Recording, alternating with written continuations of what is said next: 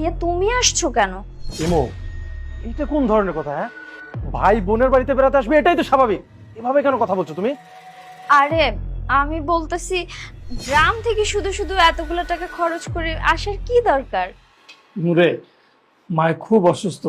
বাজান, তুই কালকে একটু শহরে যা, যাইয়া আমার মিনাটারে লই আয় বাবা। ওরে আমার খুব দেখতে মন চাইতেছে। মা, তোমার অসুস্থর খবর জানানোর লেগে ফোন দিছিলাম। তোমার মায়ে তো ফোন ধরলই না, ফোন ধরলো জামাই। জামাই ফোন ধরে কই জানাই দিছি। কই তোমার মায়ের তো আর কোনো নাম নাই। বাজান, মাই আমার পরের সংসার করে, হয়তো হেরা আইতে দিতেছে না। আমার মন কইতাছে কি, তুই যদি যাস তাহলে আইতে দিব। তুই যাস না বাজান। মা, তুমি তো ভুল বুঝতেছো, আমার যাইতে তো কোনো সমস্যা নেই। তো আমাকে জামাইটা কিন্তু বালা। তোমার মায়ে যদি আইতে চায়, ওই আইতে